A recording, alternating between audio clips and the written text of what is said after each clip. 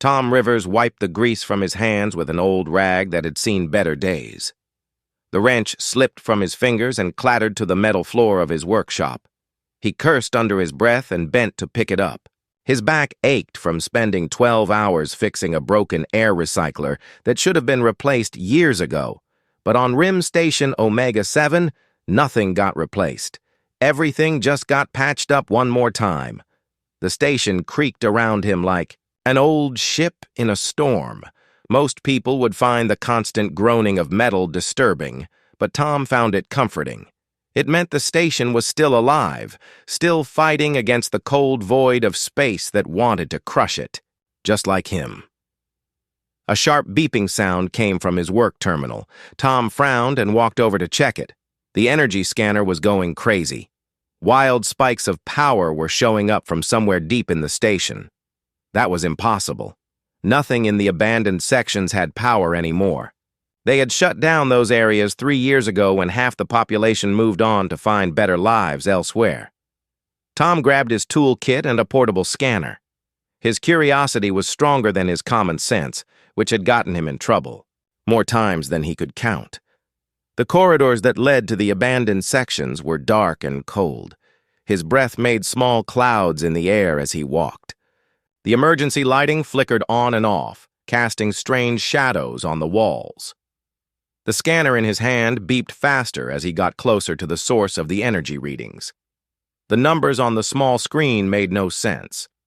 Whatever was generating, this much power should have blown out every circuit on the station. But somehow the energy was contained, focused in one area. Tom reached a sealed blast door that marked the entrance to Cargo Bay 7. The door had been locked for years, but now it stood slightly open. A faint purple glow leaked out from the gap. Tom felt his heart beating faster. Every instinct told him to turn around and pretend he never saw this. But he had never been good at taking the smart path. He pushed the door open wider and stepped inside. The cargo bay was massive, big enough to hold 3 ships the size of his workshop. But there was only one thing in the center of the empty space. Tom dropped his scanner and it clattered to the floor, the sound echoing in the vast room. A dragon lay chained to the metal floor. Tom had seen pictures of dragons in the old databases. Every spacer knew about them. They ruled half the galaxy with their ancient clans and their power that could melt steel with a thought. They were beautiful and terrible, and they considered humans to be nothing more than clever animals. But seeing one in person was different. This dragon was enormous, easily 30 feet from nose to tail. Her scales were deep blue-black, like the space between stars. Even chained and clearly weak, she was the most magnificent thing Tom had ever seen. The chains that held her were not normal metal. They pulsed with the same purple light that filled the room. Quantum restraints, Tom realized. He had read about them, but never seen them used. They were designed to drain the life force of whoever wore them, slowly and painfully. The dragon's breathing was shallow and labored. Her great head lay on the cold floor and her eyes were closed. Tom took a step, closer, then another. The dragon's eyes snapped open, and Tom found himself staring into swirling pools of gold and silver. For a moment, neither of them moved. Then the dragon spoke, her voice like distant thunder. "Have you come to watch me die, little mammal?" Tom felt his mouth go dry.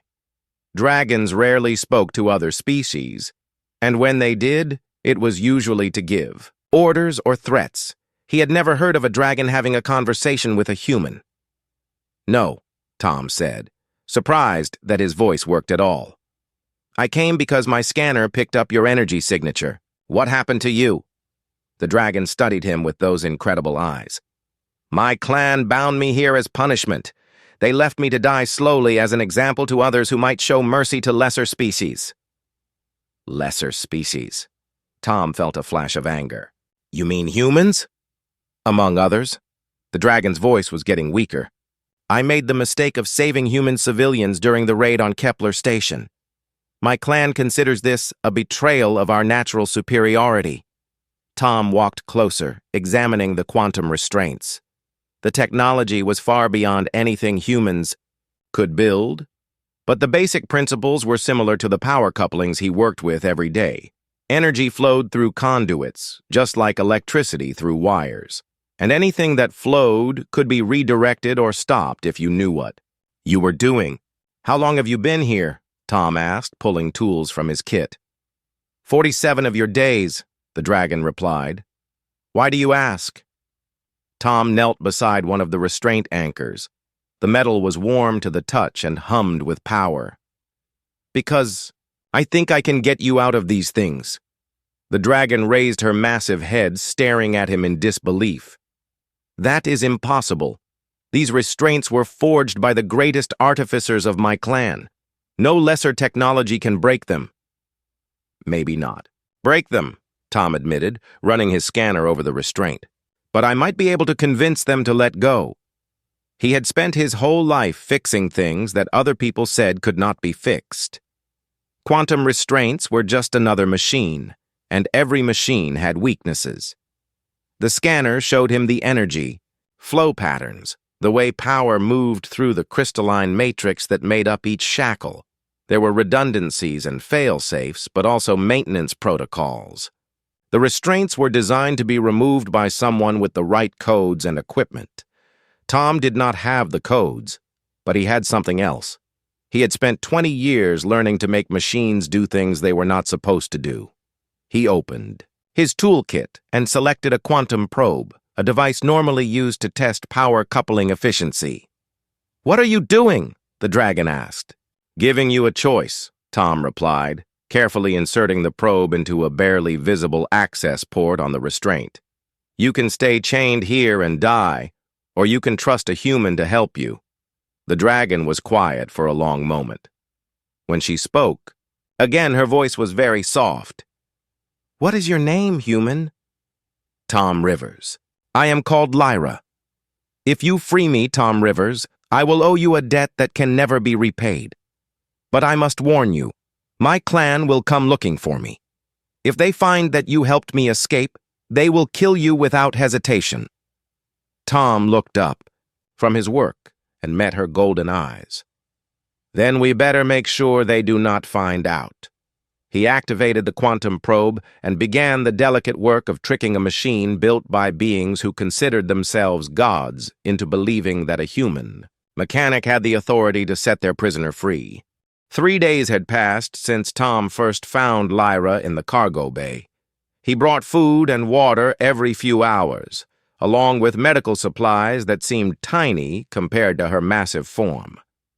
The dragon watched him work on the restraints with a mixture of curiosity and disbelief. No one had ever spent this much time helping her, not even members of her own clan.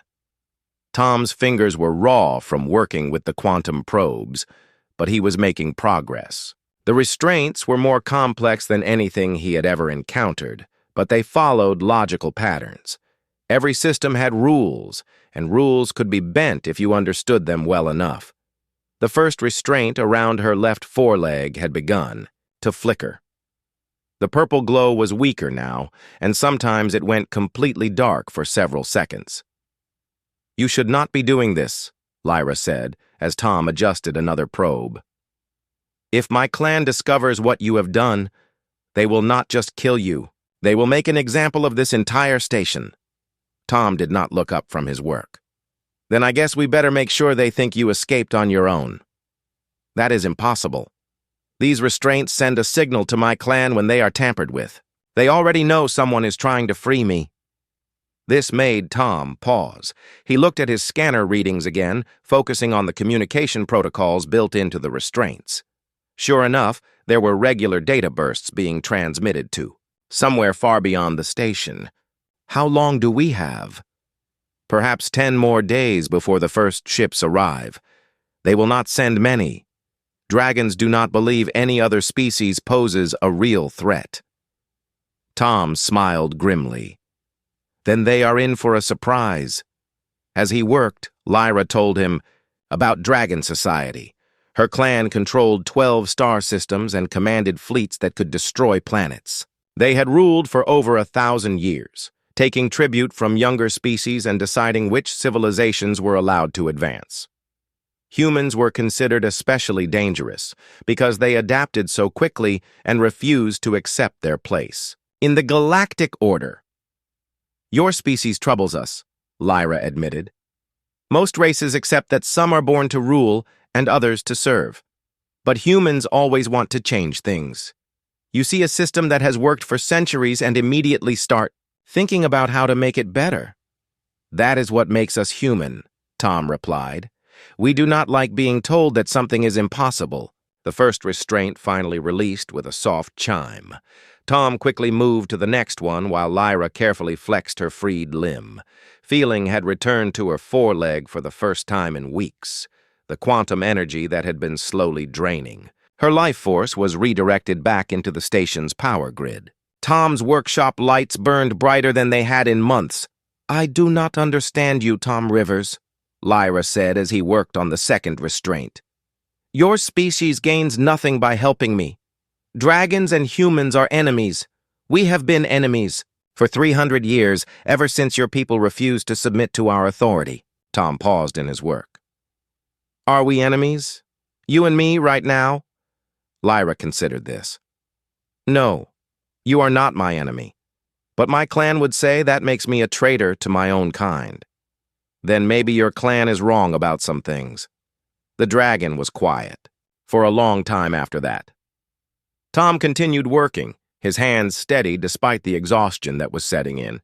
He had not slept more than 2 hours at a time since finding her. Every moment spent away from the restraints was another moment closer to her death.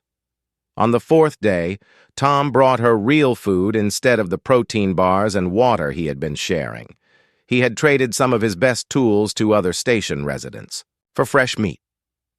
Lyra ate carefully, trying not to let him see how hungry she was. Dragons were supposed to be above such basic needs, but she had not had a proper meal since her imprisonment began. "Why are you doing this?" she asked as Tom worked on the 3rd restraint. "And do not tell me it is simply because you found me. You could have walked away. You could have pretended you never saw me." Tom wiped sweat from his forehead and sat back on his heels. "When I was 12 years old, I found a bird with a broken wing outside our habitat dome. My father told me to leave it alone. He said nature would take care of it, and it was not our problem.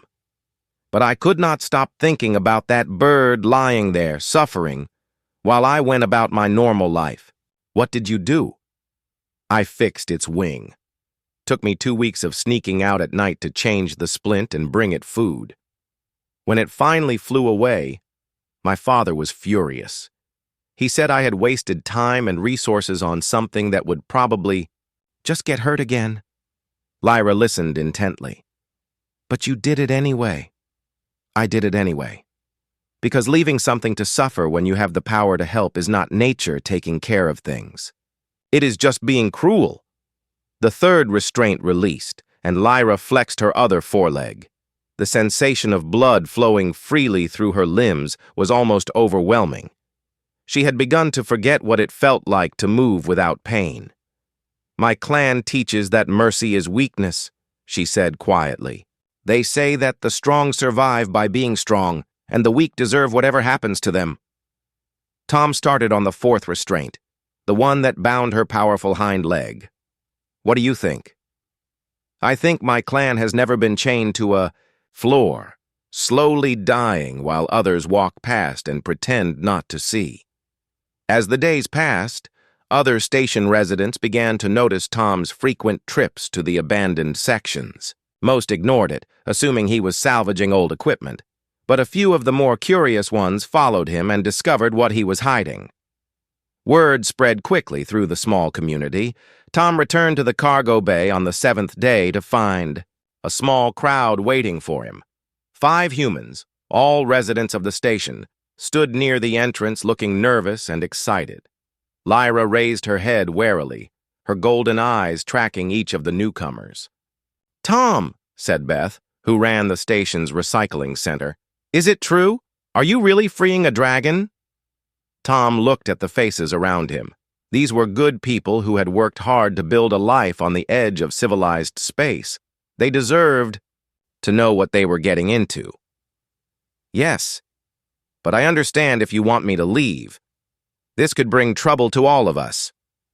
Old Pete, the station's oldest resident, stepped forward. Son, we have been dealing with trouble our whole lives. The way I see it, if dragons think they can just chain one of their own and leave her to die on our station, then they do not respect us much anyway. Beth nodded. Besides, what you are doing is right. Anyone can see that. The others murmured their agreement. Tom felt something tight in his chest loosen. He was not alone in this. Lyra watched the exchange with fascination. In Dragon Society, individual opinion meant nothing when it conflicted with clan authority.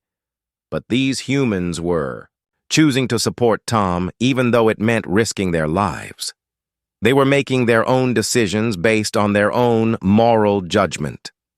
Your species continues to surprise me, Lyra told Tom as he worked on the fifth and final restraint. You have no chain of command, no absolute authority, yet you work together as if you had known each other for centuries. We do not need someone to tell us what is right, Tom replied. We can figure that out for ourselves.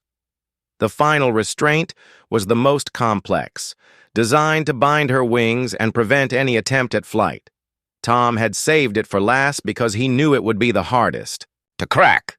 The quantum matrix was more sophisticated, with multiple layers of security protocols and fail-safes. As he worked, Beth and the others took turns bringing food and supplies. They set up a small camp in the cargo bay, taking shifts to help Tom and keep watch. Lyra found herself in the strange position of being cared for by a group of beings her clan considered barely above animals. On the 9th day, just 18 hours before the first dragon ships were expected to arrive, the final restraint finally released. Lyra rose to her full height for the first time in over 50 days, her massive wings spreading wide. The human stepped back, suddenly reminded of just how large and powerful she was. But instead of roaring in triumph or threatening her former captors, Lyra did something that stunned everyone present. She lowered her great head until she was eye level with Tom, and she spoke a single word in the ancient dragon language that even the humans could understand. Brother. The first dragon ship appeared on the station's long-range scanners exactly when Lyra had predicted. Tom watched the readings from his workshop terminal, while Lyra studied the sensor data with growing concern. The ship was small by dragon standards, but it was still 3 times the size of the entire station and carried enough firepower to reduce them all to space dust. Only one ship? Tom asked. I thought they would send more. Lyra's golden eyes reflected the light from the scanner display. They are arrogant. My clan believes that one dragon warrior can handle any number of lesser beings. They do not expect real resistance. Then they do not know humans very well. Word had spread throughout the station about the approaching dragon ship. Some residents wanted to surrender Lyra immediately and hope for mercy. Others packed their belongings and prepared to evacuate on the few transport ships docked at the station. But a surprising number chose to stay and fight. They gathered in the main meeting hall to plan their defense. Tom stood before the crowd of 43 humans who had decided to make their stand on Rim Station Omega 7. They were mechanics, merchants, miners, and farmers who had come to the edge of space looking for a new start. None of them were soldiers, but all of them were survivors. The dragon ship will dock at Bay 3 in approximately 6 hours, Tom announced. They will expect to find Lyra chained and dying, with no sign of outside interference. Instead, they are going to find something they have never seen before. Beth raised her hand. What exactly are they going to find, Tom? Tom smiled, but there was no humor in it. They are going to find humans who refuse to be intimidated. The plan Tom outlined was simple in concept, but complex in execution. The station's layout worked in their favor. Decades of modifications, and expansions had created a maze of corridors, maintenance shafts, and hidden passages that even the station's original designers would have trouble navigating. The dragon hunters would be powerful, but they would also be large and unfamiliar with the environment. Old Pete had the most military experience among them. He had served in the Colonial Defense Force before retiring to the Rim. "The key is mobility," he explained to the group. "Dragons are used to direct confrontation. They expect their enemies to stand and fight. We are going to be everywhere and nowhere." The station's workshop became a hive of activity as the residents prepared for the coming battle. Tom showed them how to modify their industrial tools into weapons. Plasma cutters became handheld cannons. Mining charges were rigged as improvised explosives. Even the station's cleaning robots were reprogrammed to carry supplies and provide reconnaissance. Lyra watched these preparations with amazement. "Your people are preparing to fight dragons with maintenance equipment?" "Our people," Tom corrected gently. "And yes, it is what we have." The dragon warrior who emerged from the ship. At Bay 3 was everything Tom had expected and worse. He stood 8 feet tall in his humanoid form, with scales that gleamed like polished obsidian. His name was Caney, and he had served as an enforcer for Lyra's clan for over 2 centuries. He moved through the station corridors like death itself, confident and unstoppable. He was not alone. 2 alien mercenaries accompanied him, members of a species that served dragon interests in exchange for protection and status. They were armed with energy weapons and scanning equipment designed to track down escaped prisoners. Tom watched them through the station's security cameras from his hidden position in the central control room. The dragons had expected to walk into an abandoned section and retrieve their wayward clan member. Instead, they found sealed blast doors and darkened corridors. "Where are they?" Caney demanded, his voice carrying through the station's communication system. "Where are the humans who freed the traitor?" No one answered. The station seemed empty, but Caney could sense the life forms hiding throughout the structure. His enhanced senses told him there were dozens of humans nearby, but none of them showed themselves. The first trap was triggered when the mercenaries tried to cut through a sealed blast door. The plasma cutter they used to melt the metal also activated a hidden pressure sensor that Tom had rigged to an industrial compactor. The walls of the corridor suddenly contracted, forcing the intruders to retreat or be crushed. Caney snarled in frustration. "Clever insects. But cleverness will not save you." He began to transform, his humanoid shape expanding into his true dragon form. But the corridor was too narrow for his full size, and he had to remain partially compressed. This was exactly what Tom had hoped for. In the open space of a planet's surface, dragons were nearly invincible. But inside a space station, their size became a disadvantage. The second trap was triggered when Caney tried to melt through another obstacle with his breath weapon. Tom had rigged the ventilation system to detect the heat signature of dragon. Fire and respond by flooding that section with coolant foam. Caney found himself temporarily blinded and struggling to breathe. "You cannot hide forever," Caney roared, his voice echoing through the station. "I will find you all and make you pay for your interference." But the humans were not hiding. They were hunting. Beth and 2 others used the maintenance shafts to move behind the mercenaries and attack with modified plasma cutters. The aliens found themselves under fire from multiple directions, their superior weapons useless when they could not see their targets. Old Pete coordinated the attacks from a secondary control room, using the station's internal sensors to track the intruders' movements. "Dragon at Junction 7 Alpha," he announced through the emergency communication system. "Mining team, you are clear to proceed." The mining team consisted of 5 former asteroid miners who knew how to place explosive charges with surgical precision. They used the station's maintenance corridors to plant improvised bombs in the dragon's path, then retreated before Caney could retaliate. For the first time in his long life, Caney found himself outmatched by supposedly inferior opponents. Every corridor was a potential trap. Every room could hide enemies who struck without warning and vanished before he could respond. The humans were using the station itself as a weapon against him. Tom moved through the hidden passages that only he knew about, coordinating the defense and staying one step ahead of the searchers. Lyra followed him, her smaller size allowing her to navigate spaces that would have been impossible for other dragons. "Your people fight like nothing I have ever seen," she told Tom as they paused in a junction between corridors. "There is no honor in it, no formal challenge, just effectiveness."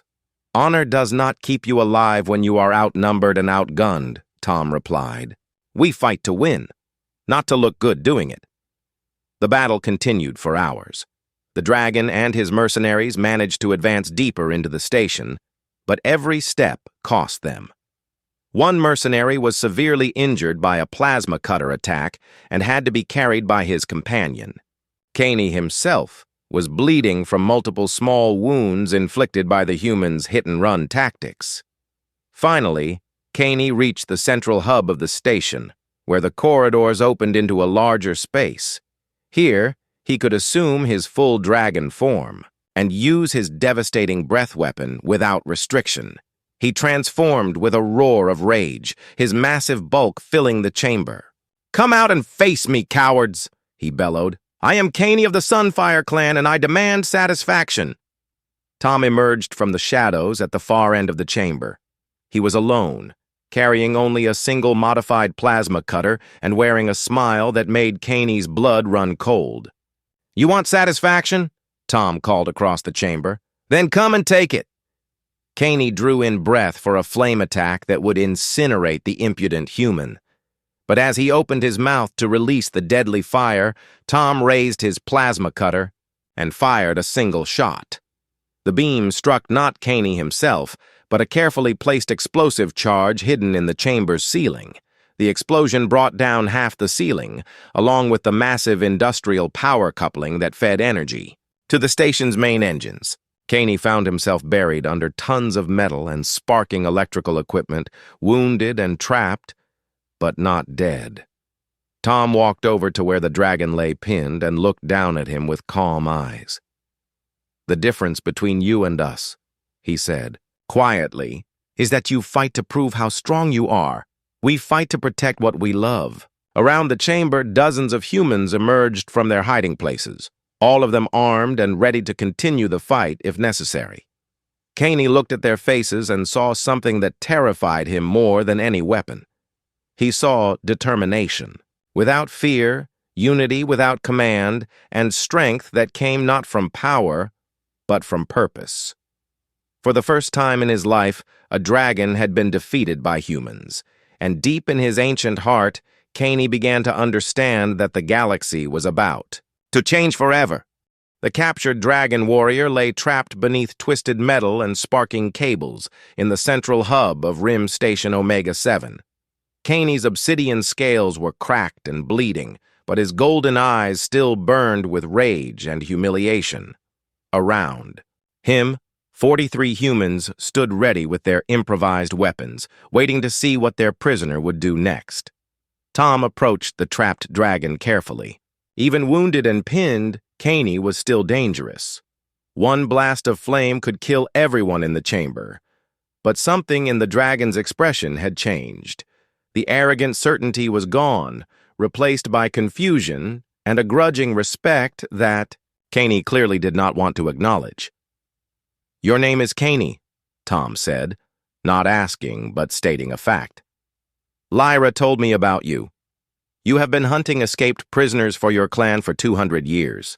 Caney's massive head turned to focus on Tom. "The traitor spoke of me? What else did she tell you, human?"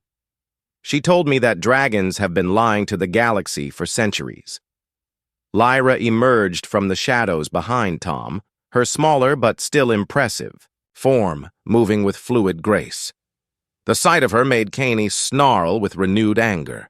"There you are, cousin. I have come to take you home for proper punishment."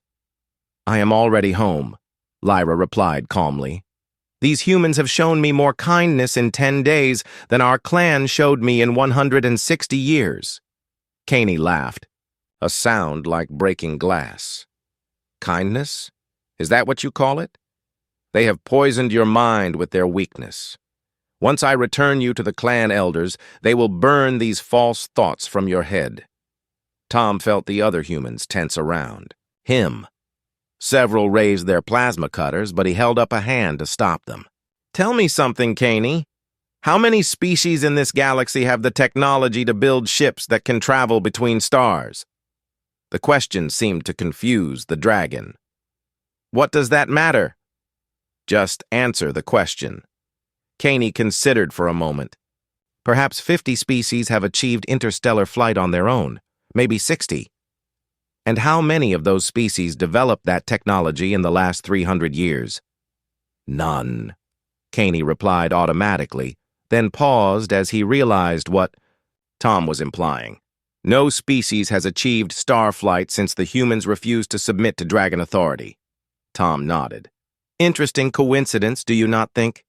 For over 1,000 years, new species were joining the galactic community every few decades. Then humans showed up and refused to bow to dragon rule. Suddenly, no other species manages to develop star flight on their own. Lyra moved to stand, beside Tom, facing her clan brother with sadness in her ancient eyes. It is not a coincidence, Caney. Show them. She spread one wing and touched a hidden panel on her forearm. Light projected from her scales, creating a three-dimensional image in the air above the trapped dragon. The image showed a star map of the local galactic region with different colored dots representing various species and their territories.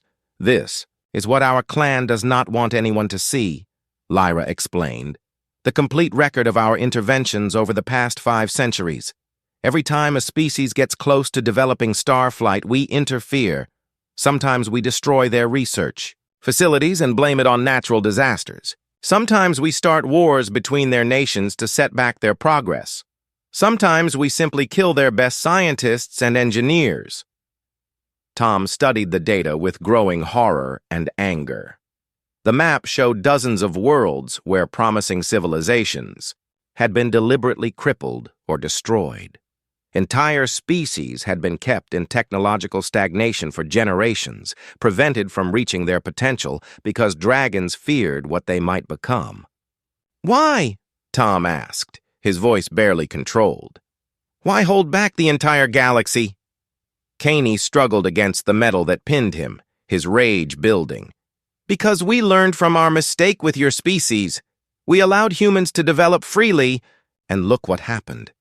You spread like a plague across the stars. You adapt to any environment. You refuse to accept limitations. You are a threat to the natural order. The natural order? Beth stepped forward, her plasma cutter aimed at Caney's head.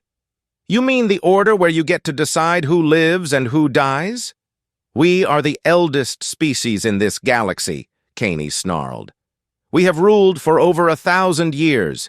It is our right and our responsibility to guide younger races. Tom walked closer to the trapped dragon, close enough to see his own reflection in those ancient golden eyes.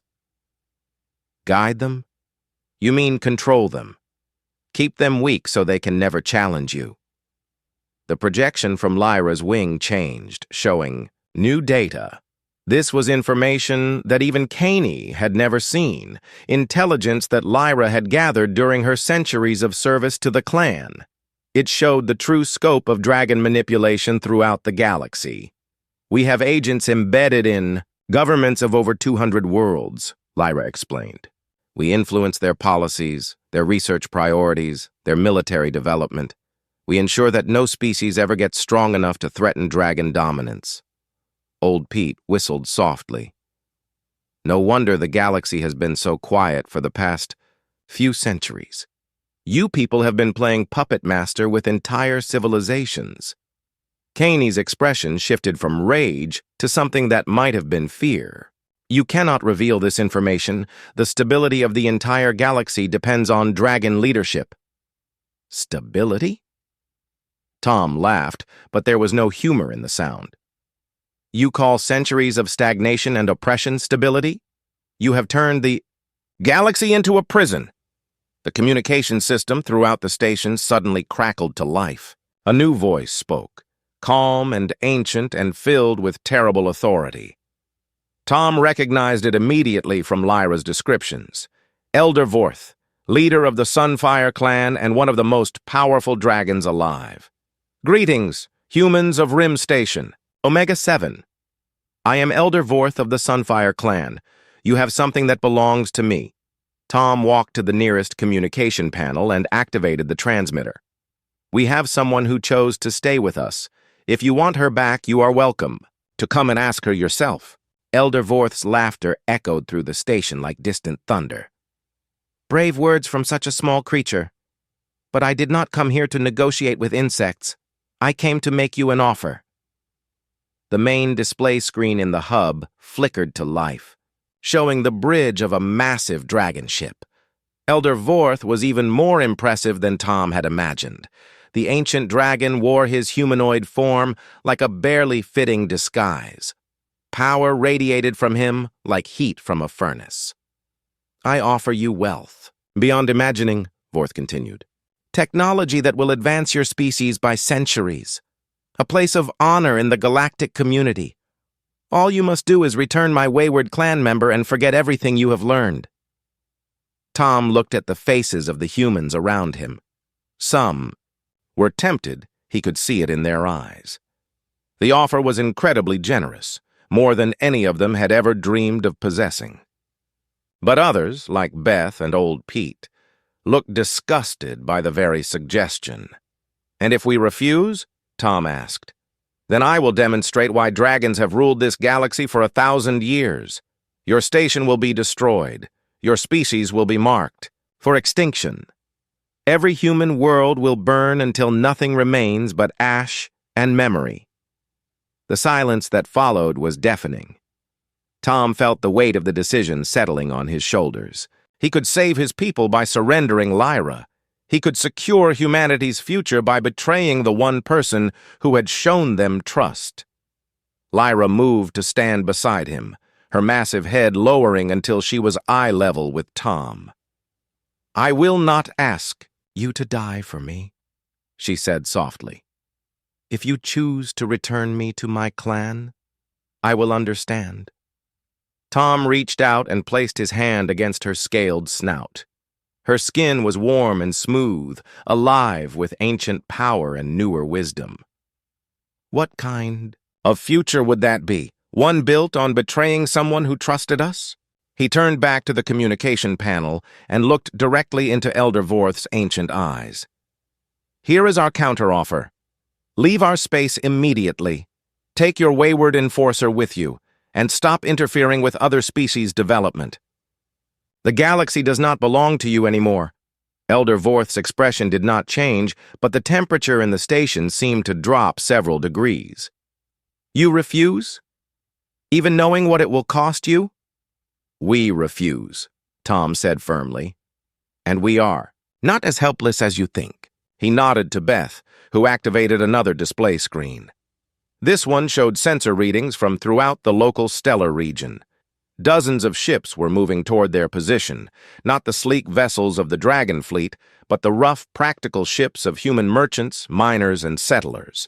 Funny thing about humans, Tom explained to the stunned Dragon Elder. When one of us sends out a distress call, the others tend to answer. Word has spread about what is happening here. Every human ship within 50 light years is coming to help. Elder Vorth studied the display with growing concern. There were more human ships than he had expected, far more than the intelligence reports had suggested. Impossible. Humans are too scattered and disorganized for such coordination. That is what makes us dangerous, Tom replied. We do not need a central authority to tell us what is right. We can figure that out for ourselves. The communication channel went silent for a long moment. When Elder Vorth spoke again, his voice carried a new note of uncertainty. You have 1 hour to reconsider your decision. After that, I will show you why ancient powers should not be challenged by children. The transmission ended, leaving the station in tense silence.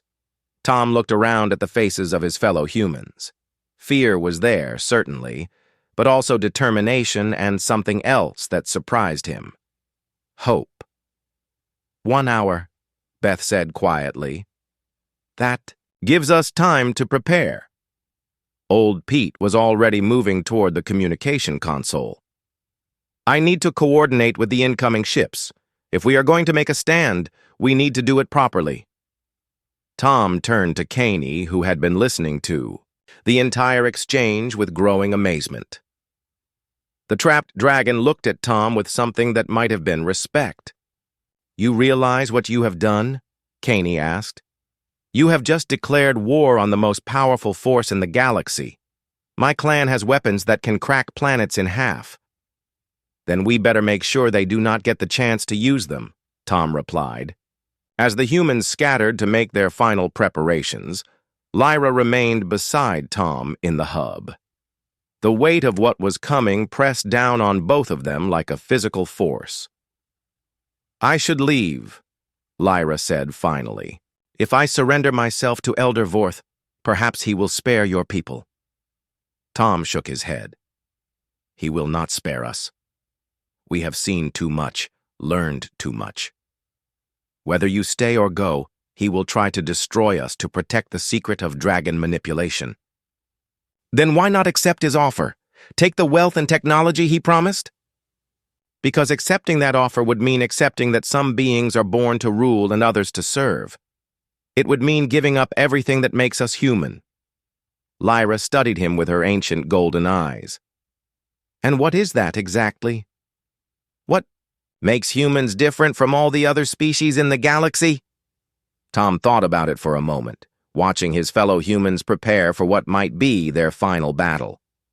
We believe that everyone deserves a chance to choose their own path. We believe that being strong means protecting those who cannot protect themselves. And we believe that sometimes doing the right thing is more important than surviving.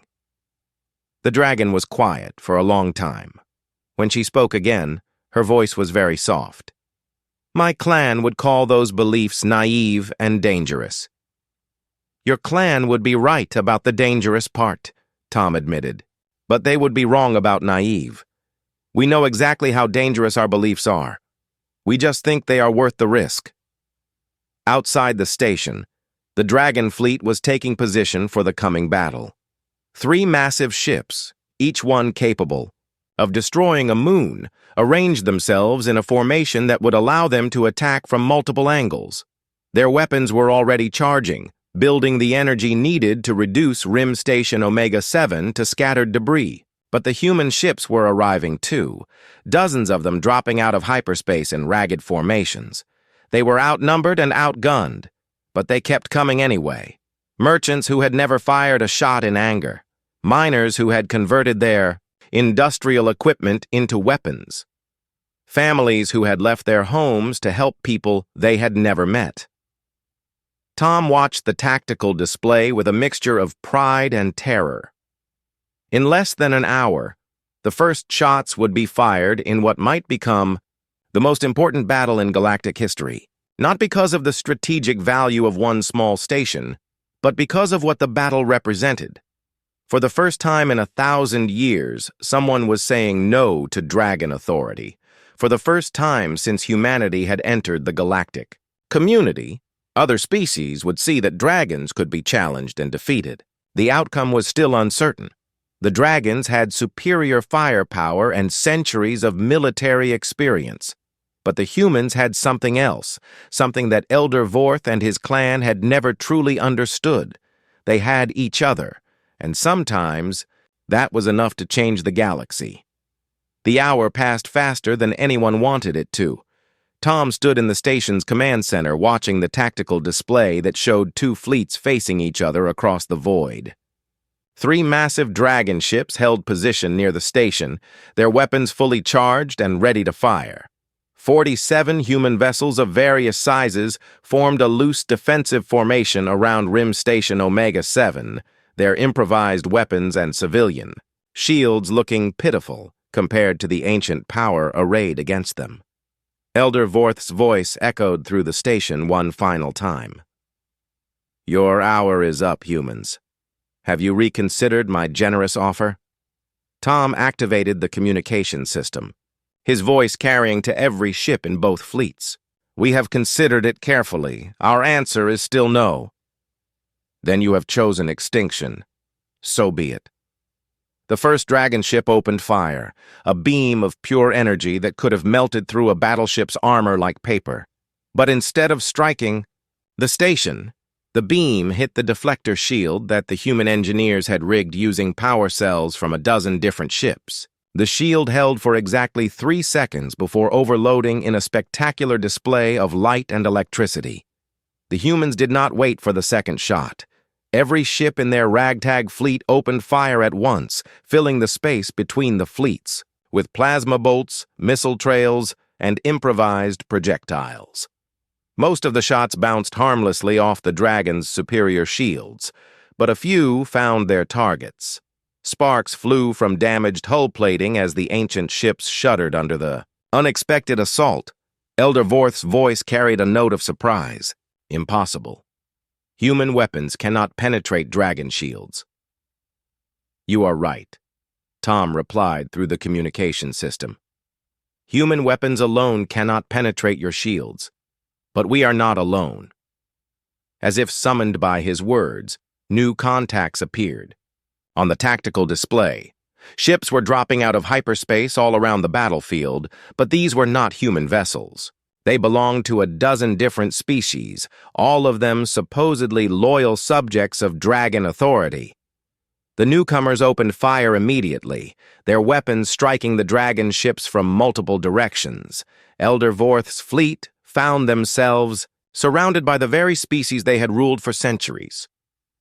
What is the meaning of this? Elder Vorth demanded, his ancient voice filled with rage and confusion. You dare attack your lawful rulers?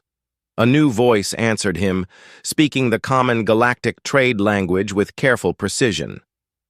It belonged to Commander Thex of the Altarian Republic, one of the species that had been guided by dragon interference for over 300 years. We received a data transmission 1 hour ago, Commander Thex explained. It contained complete records of dragon manipulation throughout the galaxy. Every false flag operation, every assassinated scientist, every civilization you have deliberately destroyed to maintain your power. Tom felt Lyra's presence beside him in the command center. She had transmitted the data to every government and resistance group she could reach, using communication codes that only a dragon would know. The information was spreading across the galaxy faster than the dragon clans could contain it. You have no right to that information, Elder Vorth snarled. The stability of the galaxy depends on dragon leadership. The stability of the galaxy depends on freedom, Commander Thex replied. Something you have denied us for too long. The battle that followed was unlike anything in recorded galactic history. For 1,000 years, dragon ships had been symbols of absolute power, undefeatable in open combat. But now they faced opponents who fought not just with weapons, but with the fury of the oppressed finally given hope. The human ships darted between.